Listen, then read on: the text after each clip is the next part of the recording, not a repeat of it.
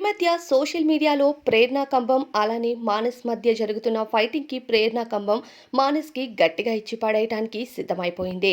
ఇక ప్రేరణ కంబం కోసం మనందరికీ ప్రత్యేక పరిచయం అవసరం లేదు. ఈ మధ్య బిగ్ బాస్ వంటి రియాలిటీ షోతో ఆమెకంటూ ప్రత్యేకమైన గుర్తింపు అందుకుంది. అయితే ఈమె మొదట కన్నడ ఇండస్ట్రీ నుండి తెలుగు ఇండస్ట్రీకి సుపరిచితంగా మారింది. తెలుగులో కృష్ణ ముకుంద మురారి సీరియల్తో ఈమె నటనతో అందరినీ కట్టిపడేసింది. అలానే ఆ సీరియల్లో ఈమె కట్టుబొట్టుకు సెపరేట్ ఫ్యాన్ బేస్ క్రియేట్ అయ్యారని చెప్పాలి. అయితే ఆ సీరియల్ తరువాత ఈమెకు రియాలిటీ షో అయిన బిగ్ బాస్ సీజన్ 8లో అవకాశం రావటం, హౌస్‌లోకి వెళ్ళిన తరువాత కంటెస్టెంట్స్ అందరికీ గట్టి పోటీ ఇచ్చింది. హౌస్‌లో ఈమె ఆడిన ఆట గాని, ఈమె మాట తీరుకు గాని జనాలు ఈమెకు ఓట్లు వేస్తూ చివరి వరకు హౌస్‌లో ఉండేటట్టు చేశారు.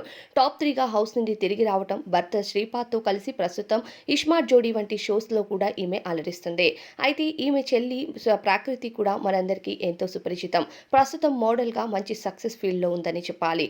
అయితే ఈమె ఓంకార్ గారు నిర్వహిస్తున్న డాన్స్ ఐకాన్ షోలో వన్ ఆఫ్ ది కంటెస్టెంట్‌గా రావటం, ఇక అదే సీజన్‌లో ప్రస్తుతం బిగ్ బాస్ కంటెస్టెంట్ మానస్ కూడా ఉండటం, వీరిద్దరూ నామినేషన్ ప్రక్రియలో ఫైట్ చేసుకోవటం, ఒకరిని ఒకరు నామినేట్ చేసుకోవటం చాలా హైలైట్‌గా మారింది. అయితే ఈ షోకి ఎటువంటి సంబంధం లేని ప్రేరణ కంబం తన చెల్లి ప్రాకృతికి సపోర్ట్ చేస్తూ, నా చెల్లిది ఎటువంటి తప్పు లేదని, గేమ్ పైన అవగాహన ఉంటూ మాట్లాడుతూ ఆట ఆడాలి అంటూ మానస్ పైన స్పందించడంతో ఇటీవలే లైవ్‌కి వచ్చిన మానస్ ప్రేరణ కంబం పైన గట్టిగానే స్పందించారు.